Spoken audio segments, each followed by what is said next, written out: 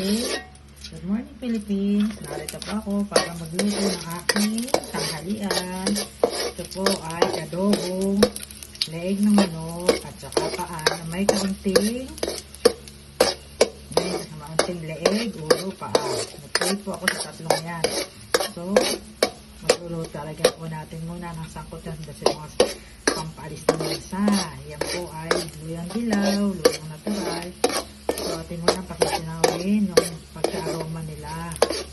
Sangkot siya. Then, nung mabango-bango na, saka natin ilalagay si bawang. Ating paamuyin ulit. Kasi singuin natin yung aroma nila. Ano? So, palagyan natin ng paminta.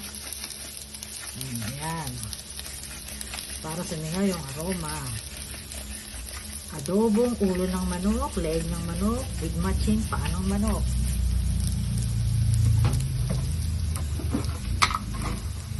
So, ayan po, sama natin si laurel. Ayan si sibuyas. Tangkan na lang po si laurel. Ayan po. Ayan. Ito ay pakaamoyin po yung paalalabasin natin yung aroma. Ayan po. So, with matching clavo de comer. Pagtanggal din po yung nalansa.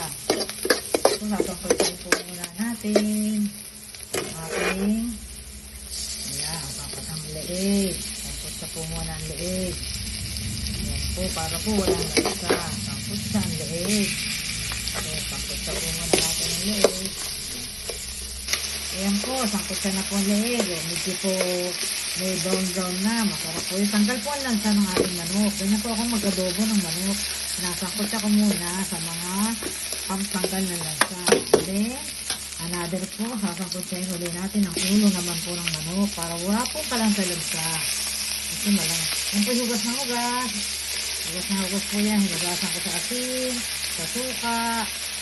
Tapos sasangkot sa huli natin para wala pong lansa. So, ganyan po ako magluto ng adobong manok. Ayan po, sangkot siya na po siya. Hindi kasi po ako naglalagay ng sabaw. Kusang sabaw na po nila. Isasama ko na po itong leeg. So, isasama ko rin po itong aking piniritong. Ayan. Ayan. Ayan.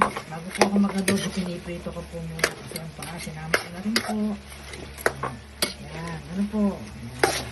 Para walang lansa. So, mag-irikado na po tayo. Ayan na po. Ayan po. Maglalagay po tayo ng sukang puti po. Sukang puti. Ayan po. Hindi po karamihan. Katamtaman lang po. Ayan.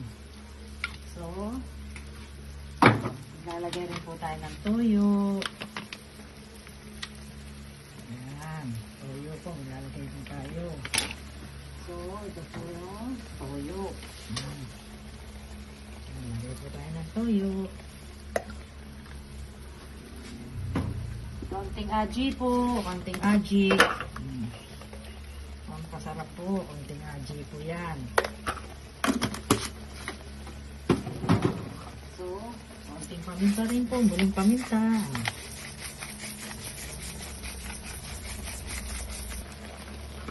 So, ayan po. Ayan po. Konting asukal po. Pambalansi po. Ang lasa. So, lalagyan din po natin ng yan, lalagyan po natin ng oyster sauce. Konti-konti din lamang po para po may aftertaste. Ayan po. Ayan po. At saka meron po tayong ayan po, nor seasoning. Ayan po. Konti-konti lamang din po para po masarap. Lagyan po natin ng dried chili. Ito po ay aking tanim na pinatuyo po para po may kaunting sipa. Ayan po. Ayan. Marami po ako niyan. Ako po kasi maraming tanim niya. Nagkain pong binibilad.